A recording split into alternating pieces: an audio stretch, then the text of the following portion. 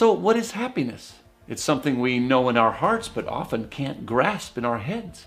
We say things like happiness is a warm blanket, a sense of purpose, true friends, good food. But these are just the things that make us happy. It doesn't explain happiness itself. Even experts struggle with the definition. One says it's subjective well-being, while another says it's experiences that create joy or contentment.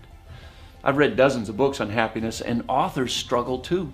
Arthur Brooks wrote a book titled Gross National Happiness, but on page 4 he writes, "The harder you think, the less clear the subject becomes." There's a book titled The Happiness Equation, where the author doesn't even offer one sentence defining happiness. If happiness is such a priority, if we're constantly pursuing it, if we're often struggling with unhappiness, at least we should know what we're talking about. We should understand the nature of it, where it comes from, and how to enjoy more of it. After years of thought, I've come to define happiness this way. Happiness is a pattern of positive emotion that comes from seeing good things happen at a good pace. So let's unpack and apply this, starting with the phrase, pattern of positive emotion. We're happy when we have a moment of positive emotion, but happiness is more than a moment. It's a state of being happy. We feel positive emotion on a regular basis. There's a pattern of positive emotion that's characteristic of who we are, not just how we feel here and there.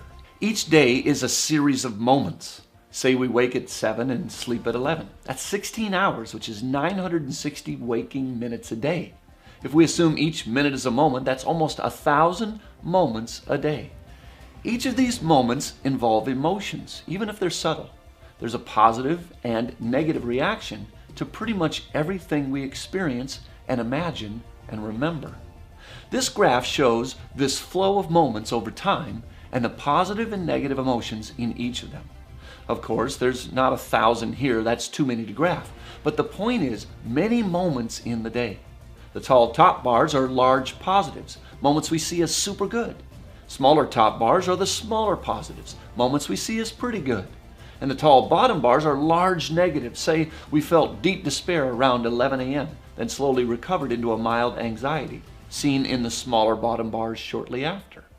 This is how the moments play out. The day is a series of experiences and imaginations and memories, each with an emotional measure associated to it. When we say we want happiness, we're looking for positive patterns on this graph. We're looking for a lot of bars on the top and less on the bottom. We evaluate our day as good or bad, or fantastic or terrible. What we're really doing is looking back over the bars on the graph and summing it all up. Now, we don't just do this for moments in the day. We stack up the days too, telling ourselves it was a good week or it was a bad week. Weeks extend into months and years, and now we're evaluating our lives, looking for patterns of positive. The pursuit of happiness is a quest to create patterns of positive emotion.